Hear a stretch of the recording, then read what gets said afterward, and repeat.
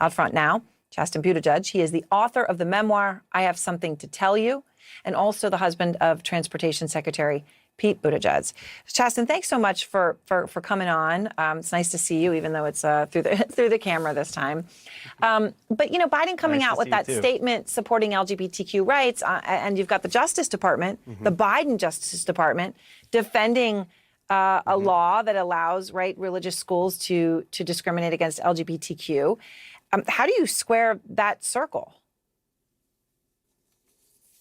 Yeah, well, the Justice Department is doing its job defending federal law, which is why we need to change the federal law. That's why the Biden administration is asking the Republican Party to pass the Equality Act.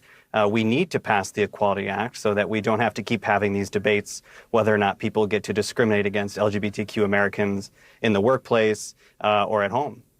So you took on the Republican National Committee Chairwoman, Ronna McDaniel. And here's what she tweeted that caused your reaction. She said, "Happy Pride Month. GOP is proud to have doubled our LGBTQ support over the last 4 years, and we will continue to grow our big tent by supporting measures that promote fairness and balance protections for LGBTQ Americans and those with deeply held religious beliefs." That last clause obviously being important. You fired back, quote, "Those with deeply held religious beliefs are often the parents who force their LGBTQ children out of their home and onto the street. Revisit your party's platform before you open your mouth about pride." And I know, Chasten, it's not, you didn't just do this, quickly out of anger. You thought about it, you chose your words, you were considerate about it. Why was it so important for you to send that message to Ronna McDaniel? Because I was one of those kids. My parents, I should first say religion is not the issue when it comes to people with deeply held religious beliefs. I know a lot of LGBTQ people who consider themselves religious. I grew up in a religious home, and I just thought that I was going to be a disappointment to my parents. I ran away from home. I was one of those kids, one of those 1.8 million LGBTQ kids a year who contemplate suicide. Her language is divisive, and it's dangerous, and it's making space for people in their party who seek to harm LGBTQ Americans. It's making space for people like Ron DeSantis, who used the first day of Pride to sign anti-trans legislation in Florida. He vetoed mental health funding for survivors of Pulse. I do not believe that that is the party of inclusion and acceptance for LGBTQ Americans. I know what it is like to be on the outside of acceptance. And it hurts deeply when I know that she is purposefully hurting millions of vulnerable kids in this country. Well, I think it's so important because until you say what you said, which is, I grew up in a religious household and this is my experience, I think a lot of people wouldn't understand, the stress point of what she'd said. Because you do write a little bit about this, Chasten, in your memoir. You write about the anxiety, the alienation you felt in your own family after you came out, so much so that you left home and even at one point living out of your own car. And you write about your decision to leave the house, quote, "I said that I was sorry, but I was such a disappointment that I couldn't stand to be in the house. We can call this a product of homophobia and the messages our culture sends to gay kids.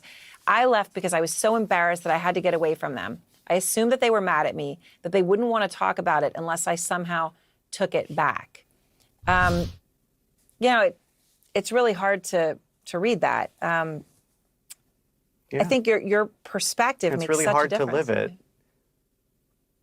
Thank you. Thanks. And, by the time you and I are done chatting tonight, about 5 kids in this country will have contemplated taking their own life because somewhere in this country, oftentimes folks from a deeply held religious background, a very far right-wing religious background, will tell them that they are twisted, that they are broken, that something is fundamentally wrong with them.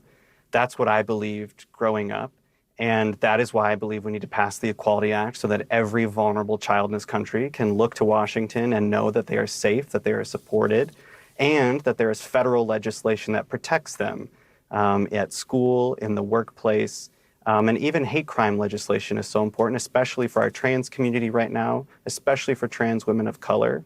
I think a lot of people want to believe that Pride is just, rainbows and parades and celebration, but our community is consistently under attack.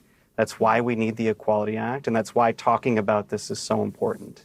So You and Secretary Buttigieg have been in Washington, D.C., I know, about 6 months now, after living in South Bend, Indiana. So, people see you. You post pictures on social media, like this one. Second gentleman, Doug Emhoff, is in that picture with you. You guys are out and about.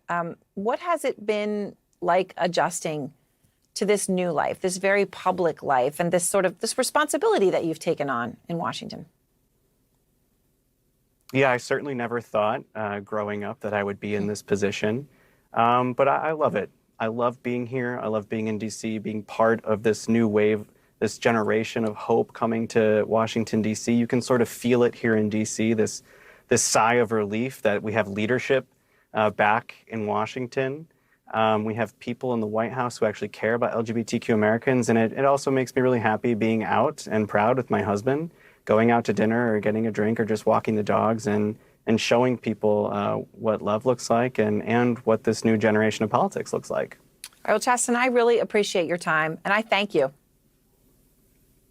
Thank you so much. Happy Pride. All right, you too. And next.